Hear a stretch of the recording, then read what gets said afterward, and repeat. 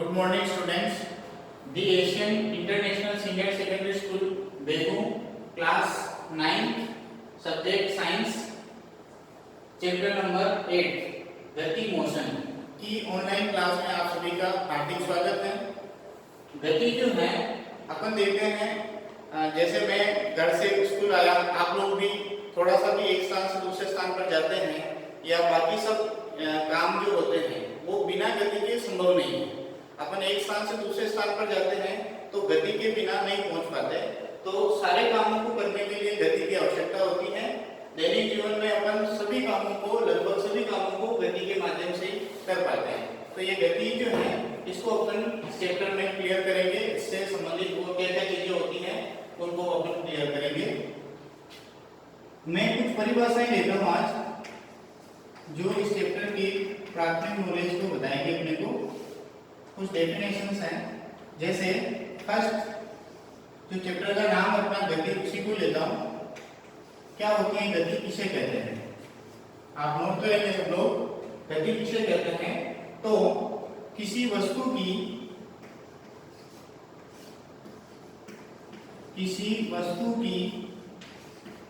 स्थिति में समय के साथ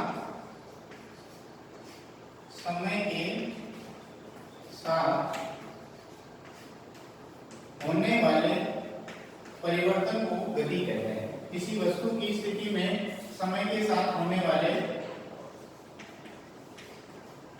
परिवर्तन को गति कहते हैं।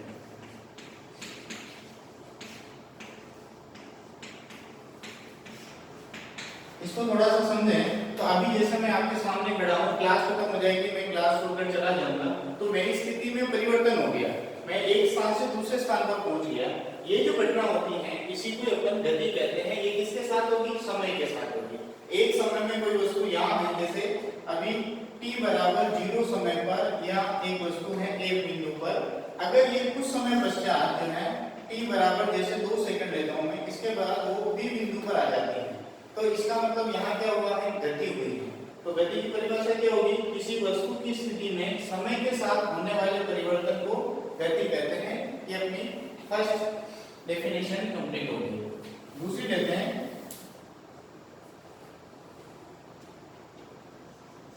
मूल बिंदु।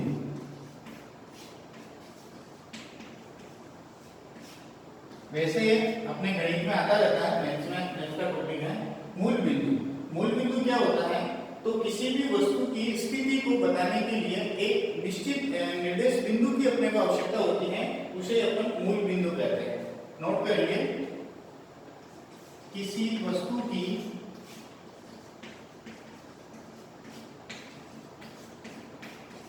स्थिति को बताने के लिए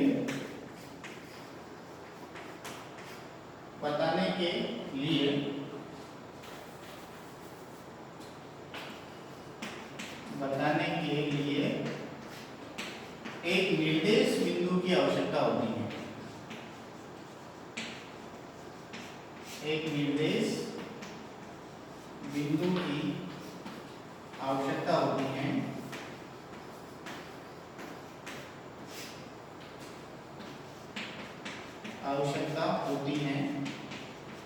जिसे ही मूल बिंदु कहते हैं। मूल बिंदु कहते हैं। थोड़ा सा इसको ऐसे समझते हैं अपन। जैसे अपन कहते हैं पृथ्वी जो है वो अपने अक्ष पर घूम रही है, पृथ्वी सूर्य के चारों ओर भी चक्कर लगा रही है, लेकिन अपने को अभी कभी ऐसा लगता नहीं है अपन पृथ्वी के साथ जुड़े हुए, लेकिन अपन कहीं घूम रहे हैं, ऐसा अपने को अनुभव नहीं होता। वो क्यों नहीं हो पाता है, क्योंकि पृथ्वी के साथ साथ अपन भी उसके साथ गति कर रहे हैं। वहां अपना मूल बिंदु नहीं है, अपने को कोई भी एक निर्देश बिंदु नहीं है जिसके सापेक्ष अपन उस गति को देख पा रहे हैं। इसलिए कोई भी वस्तु गति करेगी तो वो किसी न किसी एक स्थिर बिंदु के सापेक्ष होगी, तो ही अपन उसको यथार्थता से देख पाएंगे। जैसे अपन कहीं खड़े हैं और कोई गाड़ी निकली है तो अपना स्थिर है, अगर अपन उसी गाड़ी के साथ चलेंगे तो दोनों की गति इक्वल हो जाएगी। अगर अपन जब तक उसको स्थिर वस्तु के सापेक्ष रखकर नहीं देखेंगे तब तक अपने को अनुभव नहीं होगा कि कोई ना कोई गति हो रही है। इसलिए गति को संभव या यथार्थता से देखने के लिए अपने को मूल बिंदु की आवश्यकता होती है। उसकी डेफिनेशन क्या होगी? किसी वस्तु की स्थिति को बताने के लिए वो वस्तु कहाँ है, गतिमान है, स्थिर है, या वो ब्रह्मांड में किस जगह स्थित है, उसको बताने के लिए एक निर्देश बिंदु की आवश्यकता होती है। उसी बिंदु को अपन मूल बिंदु कहते हैं। ये अपनी दो डेफिनेशन हुई। अगली डेफिनेशन लेते हैं नंबर 3, सरल रेखीय गति। सरल रेखीय गति। वैसे गति के कई सारे प्रकार हैं, जैसे मैंने अभी एक लिखा है सरल रेखीय गति। ऐसे घूर्णन गति होती है, ऐसे लोटनी गति होती है, ऐसे सर्पिलाकार गति होती है, ऐसे बहुत सारी गतियां होती हैं। अपने सिलेबस में एक सरल रेखीय गति है, दूसरा घूर्णन गति है, जिनके बारे में अपन पढ़ने वाले हैं। अभी अपने को परिभाषा लिखनी है सरल रेखीय गति। सरल रेखीय गति किसे नाम से पता चल रहा है, सरल रेखीय गति यानी एक रेखा के अनुदिश की गई गति को सरल रेखीय गति कहेंगे। एक रेखा के अनुदिश, एक रेखा के अनुदिश की गई गति को सरल रेखीय गति कहते हैं। सरल रेखीय गति कहते हैं। सरल रेखीय गति किसे कहेंगे? एक रेखा के अनुदिश की गई गति को सरल रेखीय गति कहते हैं। जैसे यहाँ एक कोई गाड़ी खड़ी है और अगर वो एक रेखा के अनुदिश सीधी सीधी चलती है तो उसकी गति को अपन कहेंगे सरल रेखीय गति, स्ट्रेट लाइन मोशन। आगे की कुछ डेफिनेशन में रख करता हूं, आप लोग साथ के साथ नोट करते जाएंगे।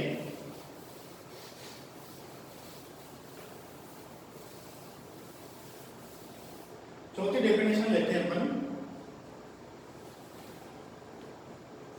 नंबर 4, सरल रेखीय गति के बाद दूरी। अब ये दूरी क्या है, जैसे डायग्राम के माध्यम से समझता हूं। जैसे ये आपकी पॉइंट है, यहाँ कोई व्यक्ति खड़ा है, थोड़ा वो चलता है, क्यू बिंदु पर आ जाता है, कुछ समय पश्चात वो क्यू से आर पर चला जाता है, कुछ समय पश्चात वो एस पर चला जाता है। तो दूरी क्या होगी वास्तव में उसकी? तो P से Q, Q से R और R से S, ये जो सारी टोटल चली गया उसका पथ है, वो जो टोटल दूरी होगी वो दूरी कहलाएगी। जैसे इसको क्या लिखेंगे? PQ plus QR plus RS, ये क्या कहलाएगा? दूरी कहलाएगा। यानी कि किसी भी वस्तु द्वारा चले गए कुल पथ को दूरी कहते हैं। परिभाषा इस तरीके से लिखेंगे इसकी,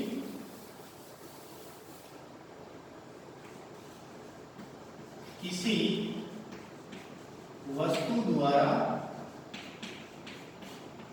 चले गए, किसी वस्तु द्वारा चले गए पथ को दूरी कहते हैं। दूरी कहते हैं। इसे अपन फिजिक्स में कई जगह x से लिखते हैं, कहीं s से लिखते हैं, अलग अलग जगह अपन इसका अलग अलग नोटेशन काम में लेते हैं। अगली परिभाषा लेते हैं अपन विस्थापन। विस्थापन, विस्थापन और दूरी लगभग सेम है, एक छोटा सा अंतर होता है। जैसे एक कोई बिंदु लेता हूं मैं, जैसे ये P पॉइंट है, यहां से कोई व्यक्ति गति करता हुआ एक Q पर पहुंचा, R पर पहुंचा, S पर पहुंचा। अगर अपने को दूरी अगर निकालना है, जैसे ये दूरी हो गई 2 मीटर, अपन सपोज कर रहे हैं 2 मीटर, ये हो गई जैसे 1 मीटर और ये हो गई जैसे 1.5 मीटर। ये मैंने दूरियां ले ली इनके बीच की। तो अगर अपने से पूछा जाए कि P से S की दूरी क्या है, तो अपने को क्या करना पड़ेगा? P से Q, Q से R और R से S, ये सब करना पड़ेगा।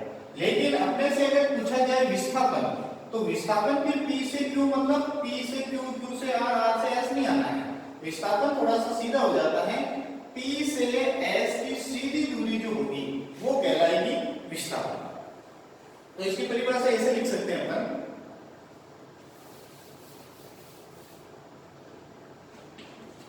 वस्तु की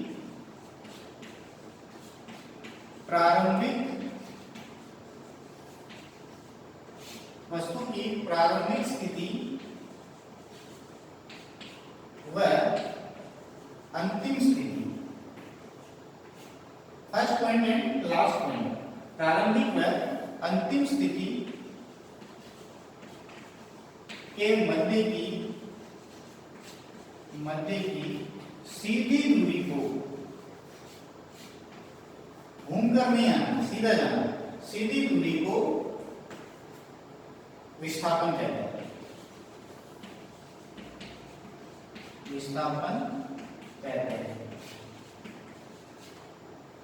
ये सीधी दूरी होगी, इसका मतलब दूरी है वही विस्थापन होगा, लेकिन विस्थापन हमेशा सीधी रेखा में होगा, सीधा होगा, इसका मान हमेशा कम होगा, ये इसके बराबर भी हो सकता है, नहीं तो दूरी हमेशा ज्यादा होगी, विस्थापन हमेशा कम होगा। तो वस्तु की प्रारंभिक स्थिति व अंतिम स्थिति के मध्य की सीधी दूरी को विस्थापन कहते हैं। एक छोटा सा डायग्राम लेकर मैं दोनों को एक साथ कर देता हूं आप लोगों के। जैसे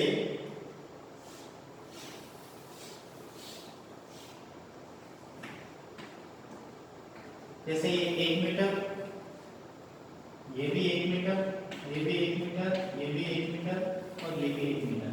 अगर अपन इन दोनों को मिलाते हैं तो ये 2 metre, P Q R S T U। ये मैंने कुछ पॉइंट से डायग्राम बनाया है। अगर अपने से कहा जाए कि P से T की दूरी बताओ, P से T की दूरी, तो अपन क्या लिखेंगे, अपने को लिखना पड़ेगा P से Q, Q से R, R से S और S से T, यानी कि 1 सारे एक में बोलेंगे 1 + 1 + 1 + 1, यानी कि अपना हो जाएगा 4 मीटर। और अपने से पूछा जाए कि P से U की विस्थापन बताओ, P से, या T का भी पूछ सकते हैं, P से T का विस्थापन कितना है, तो फिर अपने को स्केल से क्या नापना है, P से T को मिलाना और यहाँ से सीधी दूरी, जैसे वो 2.5 मीटर अपने को मिलती है, तो पूरा घूम कर नहीं आकर सीधा आना है, P से T को सीधा मिलाना, यानी कि विस्थापन हो जाएगा अपना 2.5 मीटर। समझ में आया होगा आप लोगों को कि जब अपन सारे पथ की बात करते हैं तो दूरी कहा जाएगा, और जब सीधी दूरी की बात करेंगे तो उसे विस्थापन कहा जाएगा। ये थोड़ा सा विस्थापन अपने फिजिक्स में चलता है, आगे तक अपने काम आएगा। 12th में 11th में जब अपन साइंस पढ़ते हैं वहां भी अपने विस्थापन शब्द जो है वो बार बार काम में आता रहेगा।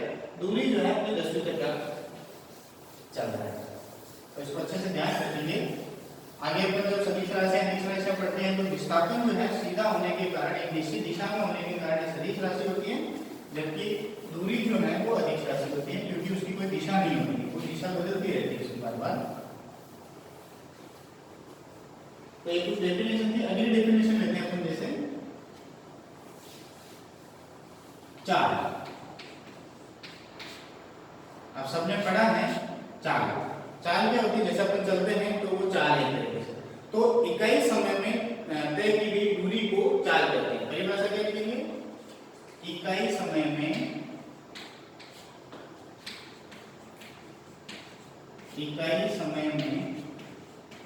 तय की गई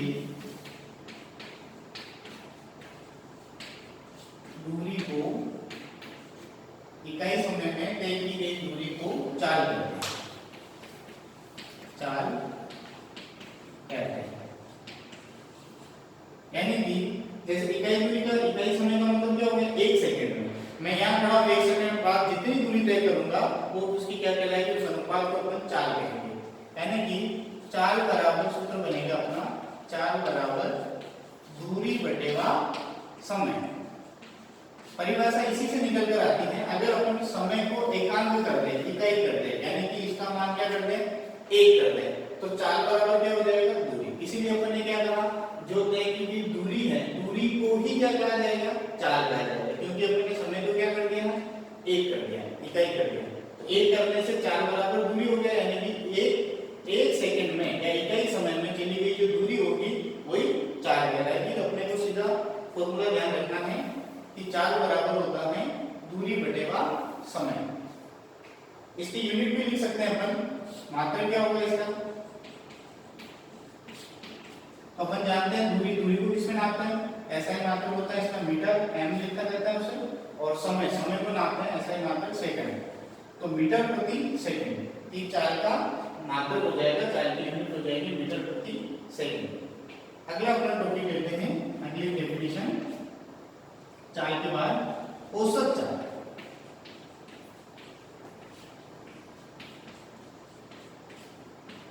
अब है दोनों एक ही चीज, लेकिन यहाँ औसत नहीं है, यहाँ औसत है। औसत मतलब एवरेज चाल। एवरेज चाल क्या होगी, तो जब अपन अलग अलग समय में अलग अलग दूरियां तय करेंगे तो उन सबको जब एक साथ पढ़ा जाएगा तो वहां औसत आएगा। औसत मतलब होता है सभी की जोड़, जोड़ कर उसको उनके नंबर से डिवाइड करना, तो औसत निकल जाएगा।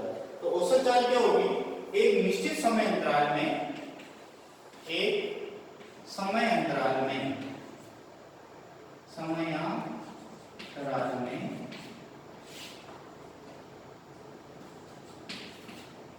तय की गई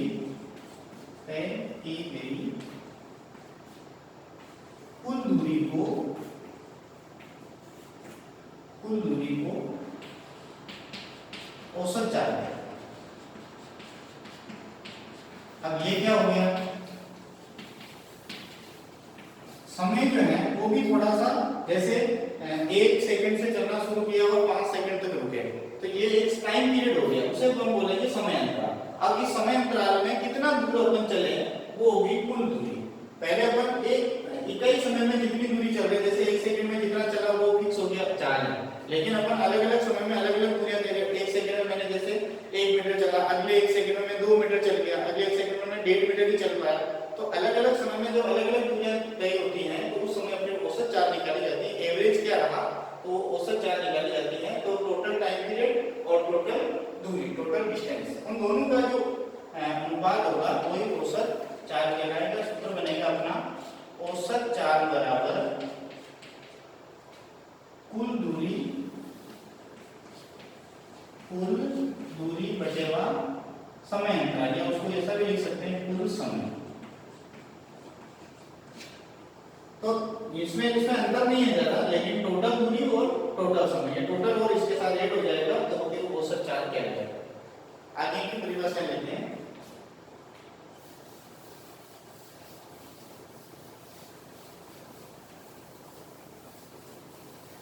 चाल के बाद अपनी अगली परिभाषा आएगी वेग।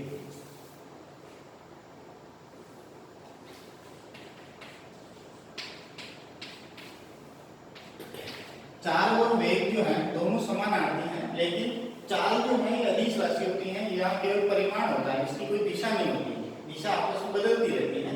लेकिन वेग जो है एक इसकी एक निश्चित दिशा होती है। तो चाल जो है वही एक वेग है, लेकिन उसकी एक निश्चित दिशा होती है। तो इसकी परिभाषा होगी कि एक निश्चित दिशा में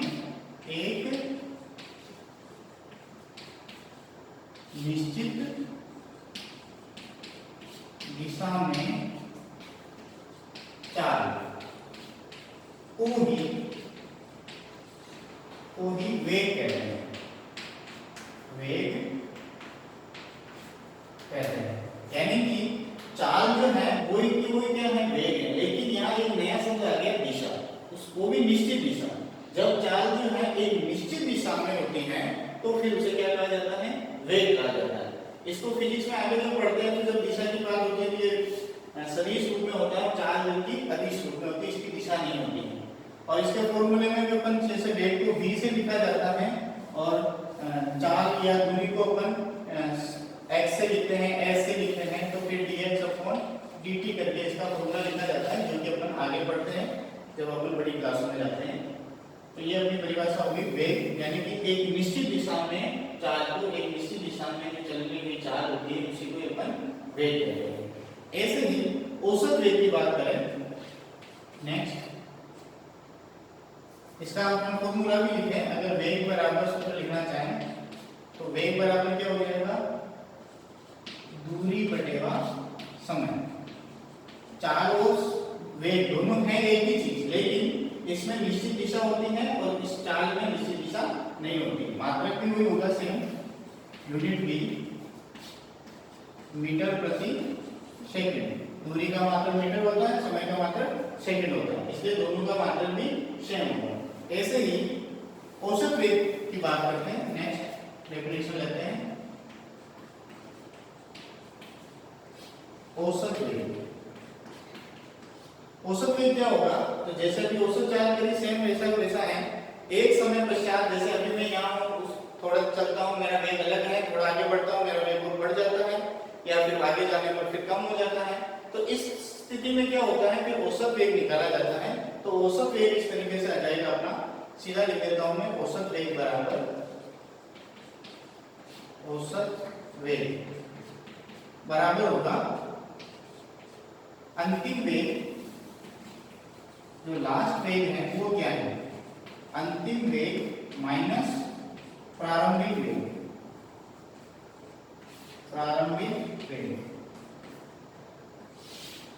अपॉन 2।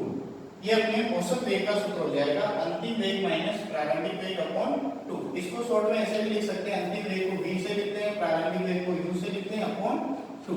ये अपना औसत वेग का सूत्र हो जाएगा। इसको v बार करेंगे तो ये एवरेज वेग को बताएगा। अगर अपने v यहाँ लिखना है तो यहाँ v बार करके करना है, क्योंकि वैसे भी इसका औसत वेग, तो औसत जब भी आता है तो उस पर बार लगाया जाता है, v बार करके ऐसा अपन फॉर्मूला भी अपन लिख सकते हैं। तो आज अपन ने कई सारी परिभाषाओं के बारे में बात करी है इस चैप्टर में। इस चैप्टर में अधिकांश अपन परिभाषाओं के बारे में बात करेंगे, फिर इनका आगे उपयोग होगा। तो अपन ने सबसे पहले गति की परिभाषा पढ़ी है, उसके बाद गति के बाद अपन ने एक सरल रेखीय गति, मूल बिंदु, है ना, चाल पढ़ा है, औसत चाल पढ़ा, वेग पढ़ा है, औसत वेग पढ़ा है। इन सारी परिभाषाओं को अपने को समझना है, अच्छे से ध्यान में रखना है, ताकि आगे के जो अपने टॉपिक हैं वो अपने को अच्छे से समझ में आ जाएंगे, आसानी से अपन उनको पढ़ पाएंगे। इन परिभाषाओं से संबंधित अगर किसी क्वेश्चन है तो आप व्हाट्सएप कर सकते हैं, क्वेश्चन अपने लिख सकते हैं, आपको समाधान मिलेगा। और अपनी जो ऑनलाइन कक्षाएं चल रही हैं स्कूल की, इनको आप अपने बच्चों के साथ, अपने दोस्तों के साथ, अपने आस पड़ोस में ज़्यादा से ज़्यादा शेयर करेंगे तो उनको भी कक्षाओं का लाभ मिलेगा। धन्यवाद।